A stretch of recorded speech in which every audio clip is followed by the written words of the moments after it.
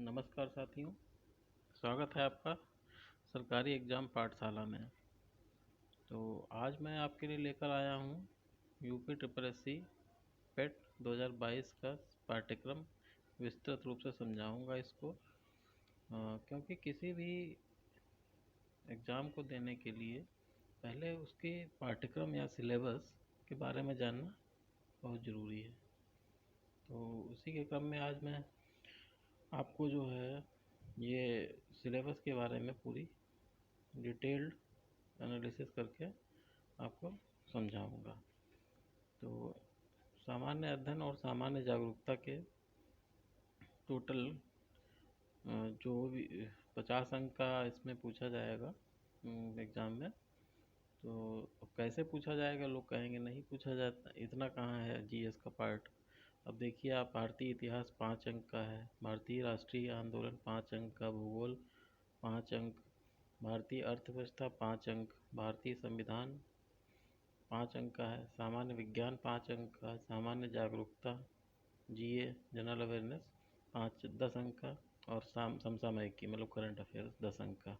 कुल मिलाकर ये 50 अंक के हो गए। अगर हम इसमें करंट को ऐड कर लेते हैं, फिर करंट भी कहीं ना कहीं उससे ही रिलेटेड है, उसी का ही नया रूप।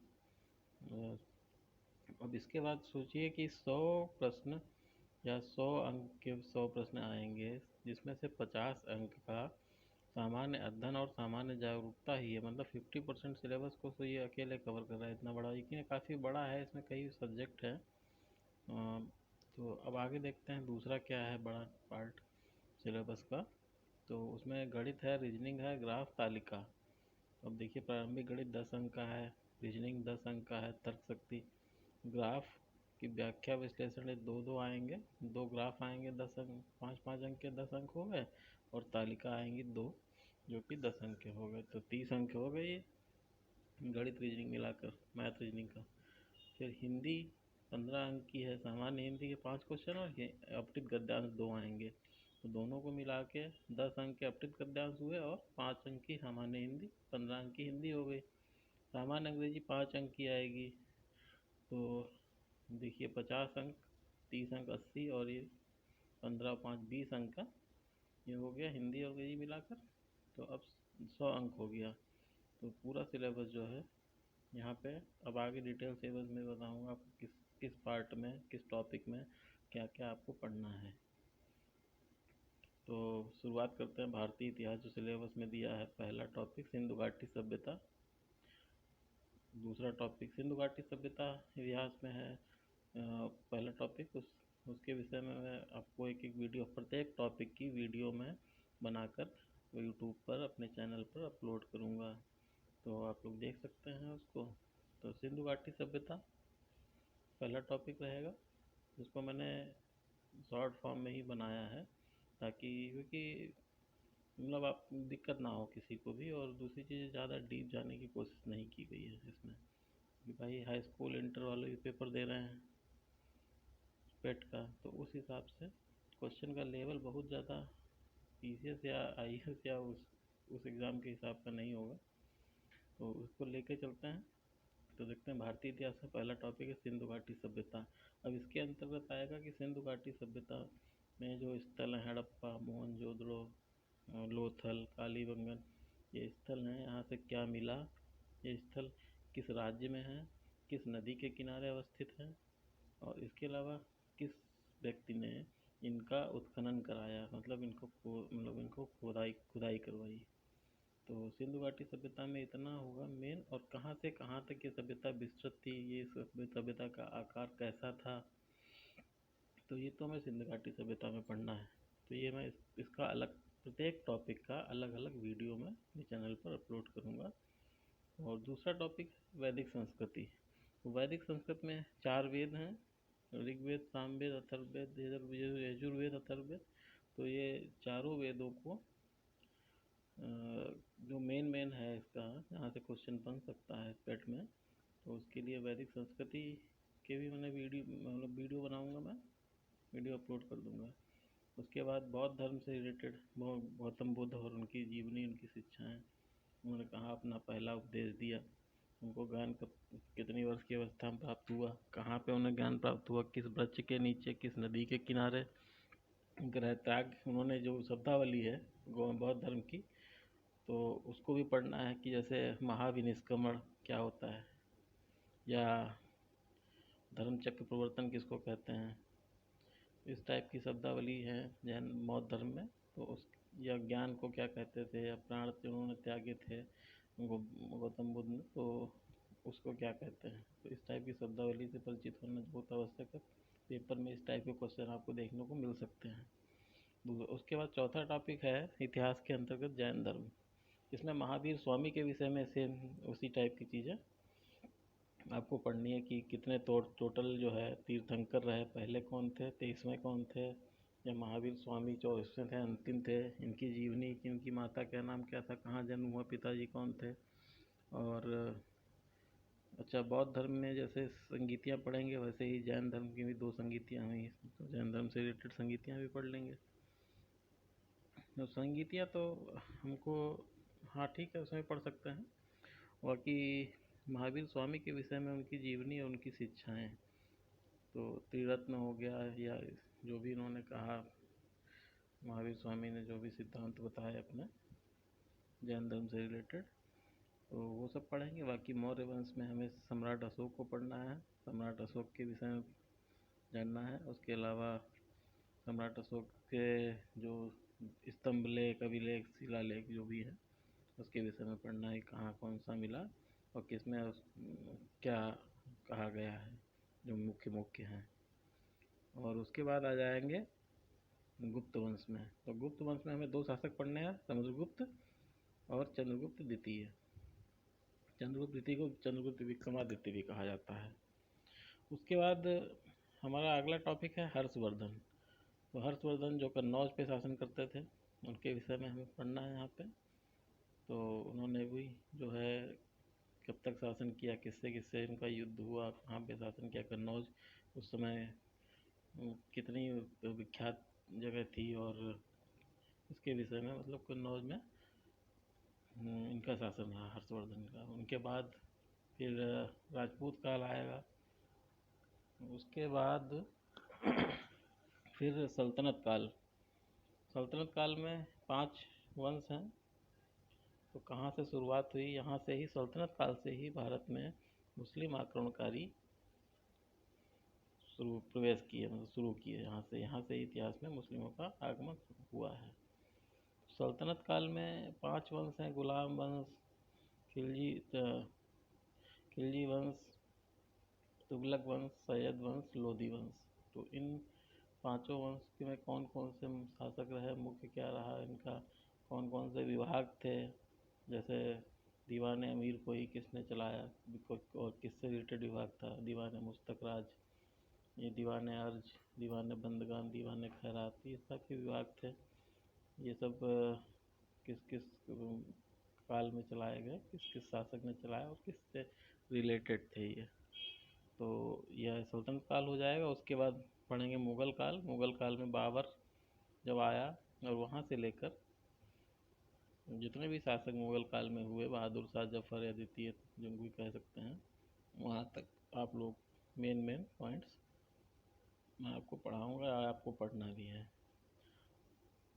उसके बाद मराठों के विषय में शिवाजी पहले छत्रपति का भी पढ़ना है। उसके बाद जो पेशवा शासन करने लगे, पेशवाओं के विषय में भी हमें यहाँ पे पढ़ना है। फिर ब्रिटिश आ जाते हैं। ब्रिटिश राज्य का अभ्युदय हुआ, स्वतंत्रता संग्राम, प्रथम स्वतंत्रता संग्राम की बात की गई थी, मतलब 1857 का जो विद्रोह हुआ था उसको प्रथम स्वतंत्रता संग्राम कहते हैं।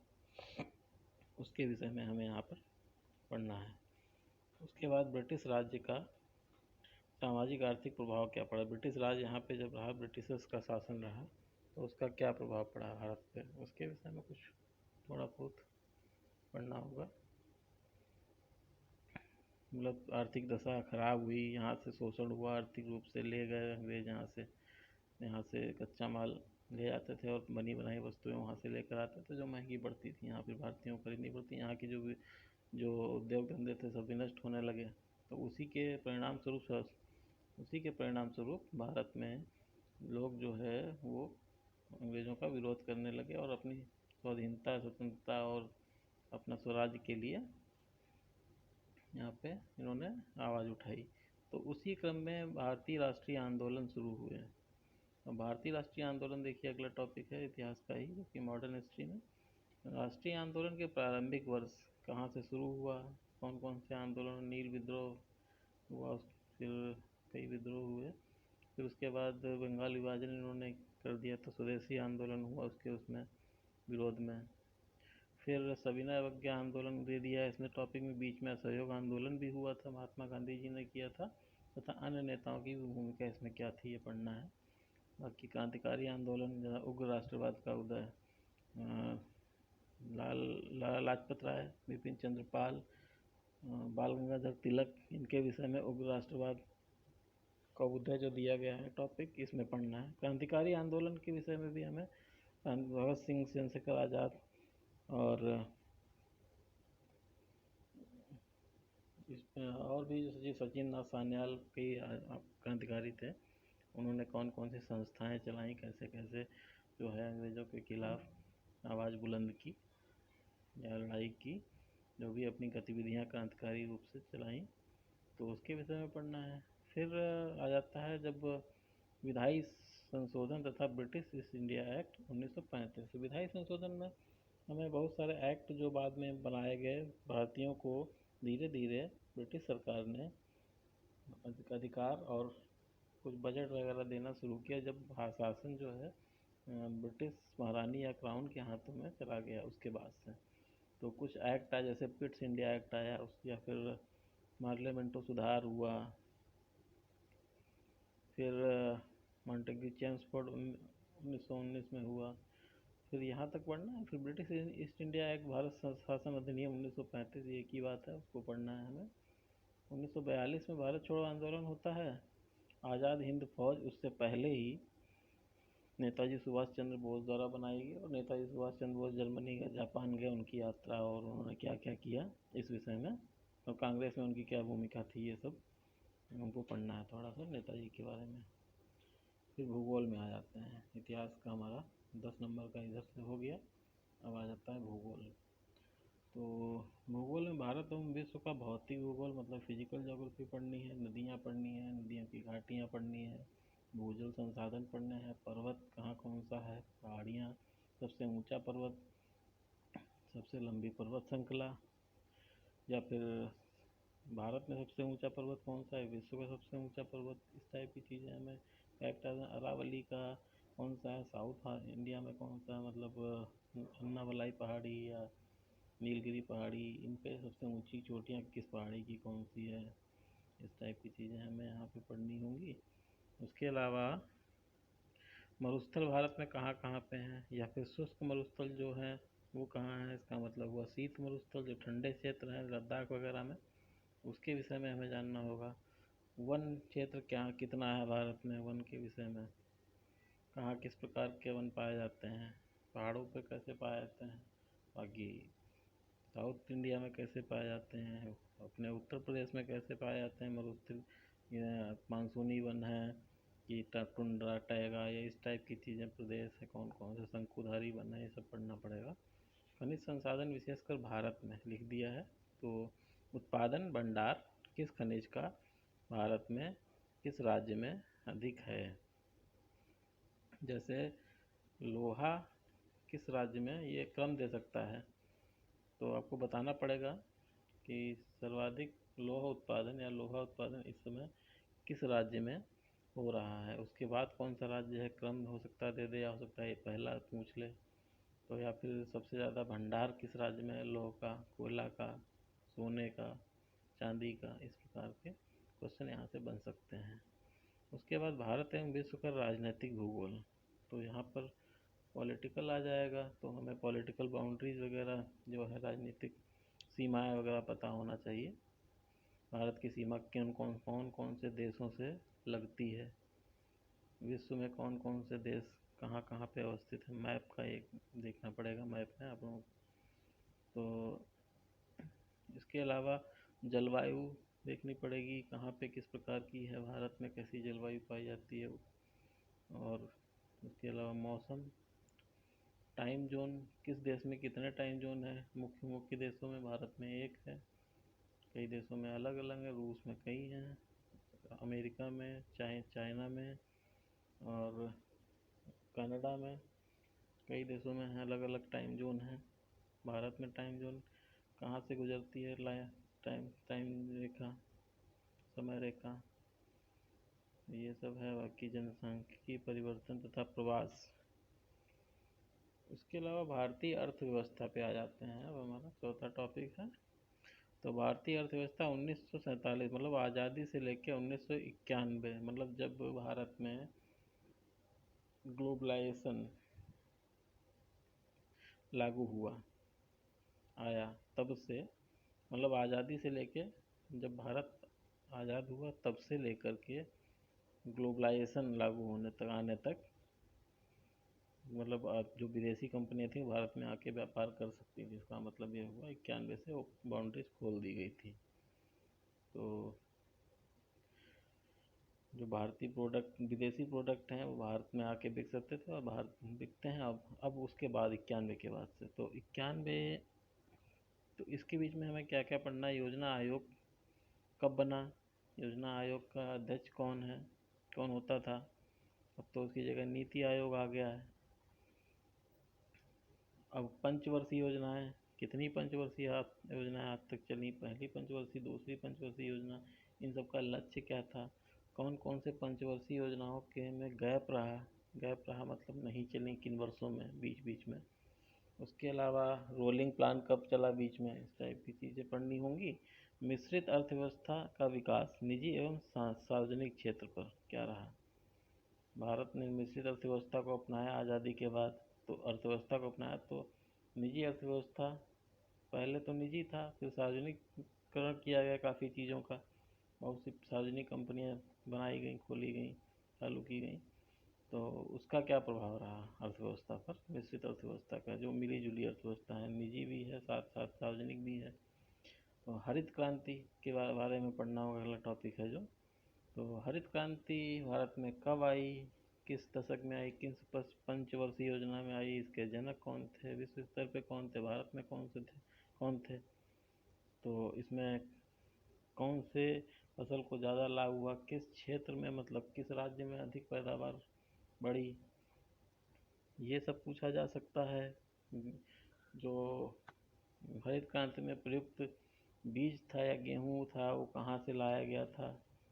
उसके बाद आता है ऑपरेशन फ्लड, दुग्ध विकास को लेकर ऑपरेशन फ्लड चलाया गया था। तो ऑपरेशन फ्लड में इसके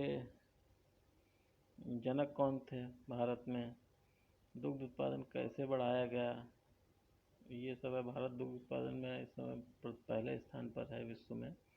तो ऑपरेशन फ्लड की भूमिका रही है इसमें कहीं ना कहीं। उसके बाद बैंकों का राष्ट्रीयकरण एवं सुधार, पहले निजी बैंकें थी, उनको फिर सरकार ने उनका राष्ट्रीयकरण कर दिया, मतलब उनको जो है सार्वजनिक बैंकें बनाया। तो सार्वजनिक बैंकें जब बनाया तो कितनी बार में बनाया, 2 बार बनाया। पहला राष्ट्रीयकरण कब हुआ, दूसरा राष्ट्रीयकरण कब हुआ। उसके बाद वर्ष 1991 में, 91 तक हो गया था ऊपर, वर्ष 1991 में आर्थिक सुधार तथा उसके बाद की अर्थव्यवस्था। 1991 में आर्थिक सुधार तथा उसके बाद की अर्थव्यवस्था क्या रहा, उसके बाद अर्थव्यवस्था में क्या क्या परिवर्तन आया। अगर कुछ ऐसी चीज़ हुई हो, मनरेगा लागू हुआ या कुछ भी हुआ है, तो वो उसको लेकर, या कोई भी नई स्कीम आई थी या कोई सुधार किए गए, आर्थिक सुधार, उसके बारे में कर पढ़ना पड़ेगा। वर्ष 2014 के पश्चात ज़्यादा इम्पोर्टेंट है, क्योंकि यहाँ से सरकार चेंज हुई थी और क्या क्या आर्थिक सुधार लागू किए गए। तो कृषि में क्या आर्थिक सुधार हुए, कृषि में कौन कौन सी योजनाएं लागू की गई। किसानों के लिए हित में जो है 2022 तक किसानों की आय दोगुना करने का लक्ष्य केंद्र सरकार द्वारा निर्धारित किया गया है। उसको लेकर क्या क्या कृषि में सुधार किए गए हैं। किसानों की आय बढ़ाने के लिए जो भी योजनाएं चलाई गई हैं। बाकी ढांचा का सुधार क्या हुआ, मतलब इंफ्रास्ट्रक्चर, रोड कैसी हैं, बाकी सरकारी स्कूल से लेके जो भी इंफ्रास्ट्रक्चर है, अस्पताल है, क्या क्या सुधार हुए हैं। बाकी श्रम सुधार संगठित क्षेत्र और असंगठित क्षेत्र में क्या क्या श्रम सुधार हुए, मतलब जो लेबर एक्ट वगैरह हैं या लेबर कोड लाए जा रहे हैं अब, तो उनमें लेबर एक्ट में क्या संशोधन कोई हुआ है, कोई सुधार किया गया, कुछ अच्छा काम किया गया है, वो देखना होगा आपको। करंट से रिलेटेड है ये। आर्थिक सुधार कौन कौन से किए गए हैं 2014 के बाद से, वो देखना होगा। जीएसटी लागू किया, आर्थिक सुधार ही है वो। सारे टैक्सों की जटिल व्यवस्था को हटाकर एक टैक्स बना दिया गया जीएसटी जो था। जितने भी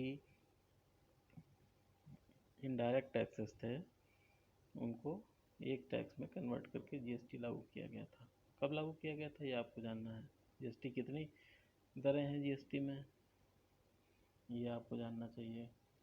सबसे अधिकतम दर कौन सी है और सबसे कम दर कौन सी है जीएसटी पे, ये सब पता होना चाहिए। किस डेट से लागू हुआ जीएसटी। जीएसटी काउंसिल के विषय में थोड़ा वो देख सकते हैं। भारतीय संविधान आ जाएगा हमारा 5वां टॉपिक। भारतीय संविधान में पहली चीज़ तो सबसे इम्पोर्टेंट है कि भारतीय संविधान में आपको याद होना चाहिए कि कितने भाग हैं, कितने पार्ट हैं, कितनी अनुसूचियां हैं, मतलब शेड्यूल हैं। जो मुख्य मुख्य संविधान संशोधन अभी तक किए गए हैं, जो मेन हैं, वो आपको मैं करा दूंगा ये सब चीज़ें। तो वो आपको मुख्य मुख्य संविधान संशोधन के विषय में ज्ञान होना चाहिए। उसके अलावा जो मेन अनुच्छेद हैं, मतलब आर्टिकल, उनको भी आपको याद करना होगा।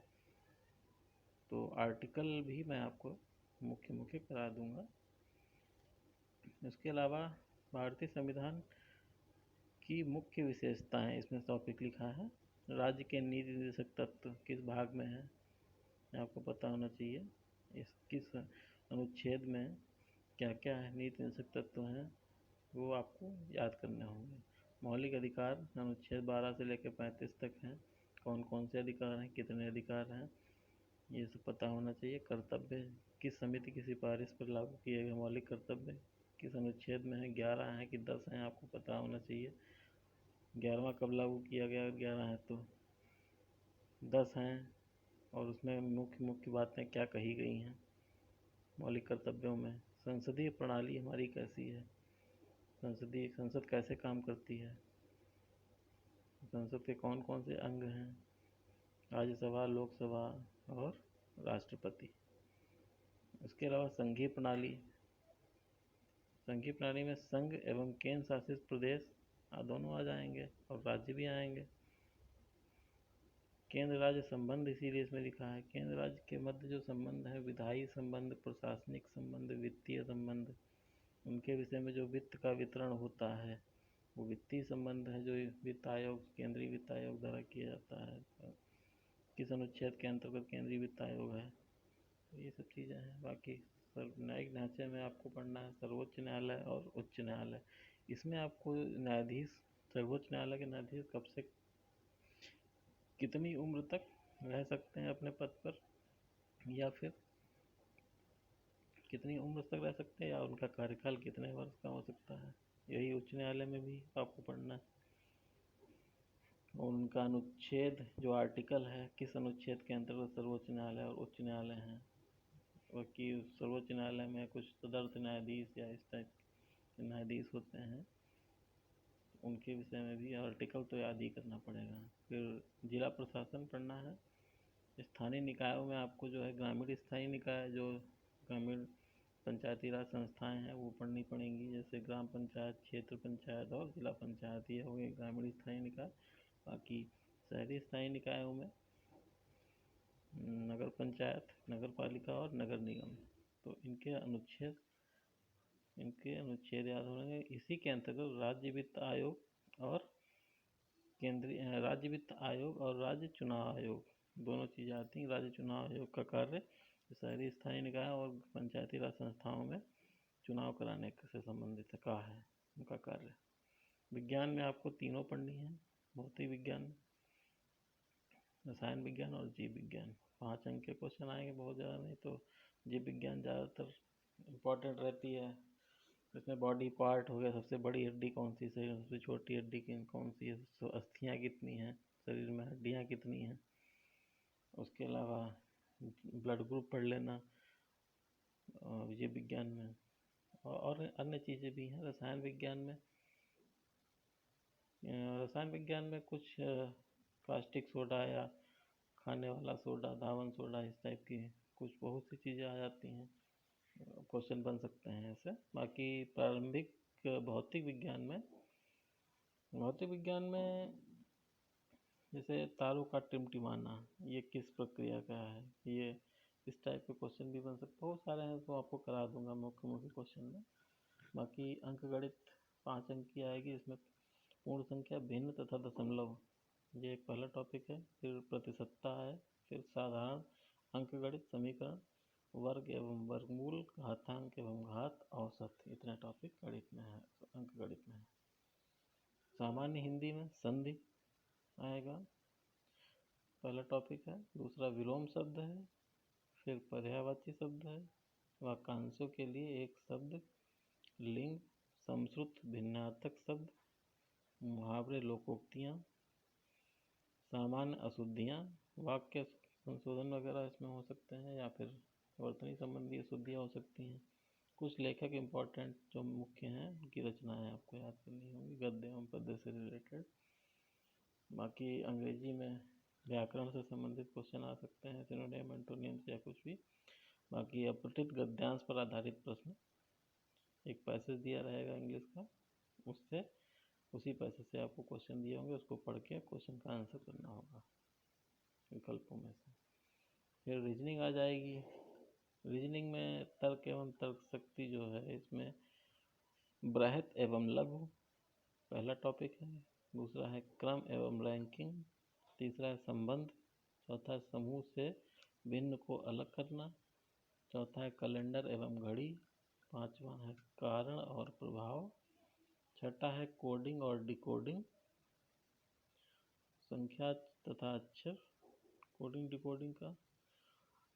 फिर आखिरी है तर्क एवं तर्क शक्ति में निगमनात्मक तर्क, कथन, विश्लेषण एवं निर्णय। ये सब तो आप लोग कर ही लेंगे। और बाकी तो समसामयिकी आ जाएगा, फिर करंट अफेयर, सामयिकी, इसमें भारतीय एवं वैश्विक पूरा जो है 10 अंक का करंट अफेयर के क्वेश्चन आ सकते हैं। इसमें आपको पिछले 6 महीने का करंट जो है, अक्टूबर में पेपर है तो सितंबर तक पूरा पिछले 6 महीने तक का करंट, सितंबर से लेकर बैक 6 महीने तक करके जाइएगा, तो प्रैक्टिस करिए क्वेश्चन की। बाकी मैं वीडियो के माध्यम से आपको कुछ क्वेश्चन जो मुख्य इम्पोर्टेंट चीज़ें हैं उनको करा दूंगा। सामान्य जागरूकता, जनरल अवेयरनेस 10 अंक का आएगा, जो कि भारत के पड़ोसी देश कौन कौन से हैं पता होना चाहिए, देश की राजधानी एवं मुद्रा, जो देश हैं अगल बगल के या फिर जो मुख्य देश हैं विश्व में, उनकी राजधानियाँ क्या हैं, उनकी मुद्राएं क्या हैं, कौन कौन सी करेंसी चलती हैं किस देश में, ये याद करना होगा। भारत के राज्य तथा केंद्र शासित प्रदेश, भारत में कितने राज्य हैं तथा कितने केंद्र शासित प्रदेश हैं, ये जानकारी होनी चाहिए। अभी हाल ही में चेंज हुए हैं, जम्मू कश्मीर 2 केंद्र शासित प्रदेश बन गया, लद्दाख और जम्मू कश्मीर। बाकी दमन और दीव को मिलाकर एक केंद्र शासित प्रदेश बना दिया गया है, तो संख्या इधर उधर हो गई, इसलिए याद करना पड़ेगा, इसको देखना पड़ेगा। भारतीय संसद, राज्यसभा, लोकसभा, विधान परिषद, ये कहीं ना कहीं सब चीज़ें जीएस जो जनरल स्टडीज़ है उसी का पार्ट है, बस ये जनरल अवेयरनेस में डाल दिया गया है। राष्ट्रीय एवं अंतर्राष्ट्रीय दिवस देखने होंगे, जैसे विश्व एड्स दिवस, अंतर्राष्ट्रीय जैव विविधता दिवस, राष्ट्रीय जल दिवस, अंतर्राष्ट्रीय जल दिवस, विश्व योग दिवस, विश्व ओजोन दिवस, ये पढ़ना होगा। फिर विश्व संगठन एवं उनके मुख्यालय, विश्व के संगठन WTO, WHO, वर्ल्ड बैंक और UNO, IMF, international monetary fund, उसके अलावा BRICS bank, NDB, new development bank, और Asian development bank, Asian infrastructure investment and development bank. उसके अलावा विश्व संगठन एवं उनके मुख्यालय, विश्व संगठन, अच्छा हाँ, विश्व संगठन, ये तो मैं टॉपिक पढ़ ही चुका हूँ। भारतीय पर्यटन स्थल, भारतीय पर्यटन स्थल में कौन कौन से भारत में पर्यटन स्थल हैं पूरे भारत में, वो आपको जानकारी होनी चाहिए। कौन सा पर्यटन स्थल किस राज्य में है। उसके अलावा भारत की कला संस्कृति में, इसमें आपको शास्त्रीय नृत्य देखने होंगे और लोक नृत्य देखने होंगे। किस राज्य में कौन सा है, खास तौर से उत्तर प्रदेश में जो है, किस क्षेत्र में कौन सा लोक नृत्य होता है। इसके अलावा कौन सा त्यौहार किस राज्य में मनाया जाता है, बिहू कहाँ होता है, असम में होता है कि कर्नाटक में होता है, कहाँ कौन सा डांस होता है, कहाँ कौन सा त्यौहार मनाया जाता है। एक भारत की कला एवं संस्कृति के अंतर्गत आएगा। भारत एवं विश्व के खेल तो आप लोग पढ़ ही लेंगे। भारतीय अनुसंधान संगठन, प्रसिद्ध पुस्तकें और उनके लेखक, पुरस्कार एवं विजेता, जलवायु परिवर्तन और पर्यावरण, इसके विषय में पर्यावरण बहुत इंपॉर्टेंट है। फिर अपठित हिंदी गद्यांश का विवेचन एवं विश्लेषण, तो इसमें 2 गद्यांश आएंगे जिनका आपको विश्लेषण करना है, मतलब गद्यांश पढ़ना है और उनके क्वेश्चन दिए हुए होंगे 5-5 क्वेश्चन, उनके आंसर देना होगा। तो 10 प्रश्न के एक गद्यांश है, इसमें आसानी से 10 अंक लाए जा सकते हैं पूरे पूरे। बाकी ग्राफ 2 आएंगे, इसमें उनका व्याख्या विश्लेषण, वही क्वेश्चन दिए होंगे, ग्राफ को आपको समझना होगा, फिर क्वेश्चन के आंसर करने होंगे। वैसे ही आपको तालिका मतलब टेबल दी होंगी, 2 टेबल होंगी, दोनों मतलब पढ़ने के, उनको समझने के बाद क्वेश्चन के आंसर करने होंगे। दोनों तालिकाओं के 10 प्रश्न यहाँ से आएंगे, प्रत्येक पर 5 प्रश्न लिखा है। तो ये आपका हो गया है पूरा सिलेबस, डिटेल एनालिसिस। अगर कोई आपको और कुछ इसके विषय में कोई कन्फ्यूजन हो, कुछ जानना हो, तो आप कमेंट बॉक्स में कमेंट कर दीजिएगा। और अगर आपको वीडियो अच्छा लगा हो तो वीडियो को लाइक कर दें और सब्सक्राइब कर दें, चैनल को शेयर कर दें। बाकी मैं आपके लिए कुछ ना कुछ जैसे प्रत्येक टॉपिक से नोट्स बनाकर अपलोड करता रहूँगा। उसके अलावा प्रत्येक टॉपिक से MCQ मतलब मल्टीपल चॉइस क्वेश्चन बनाकर, जो मुख्य मुख्य हैं, जो आ सकते हैं, उनको मैं हर टॉपिक के क्वेश्चन आपको कराऊंगा। तो नमस्कार, धन्यवाद।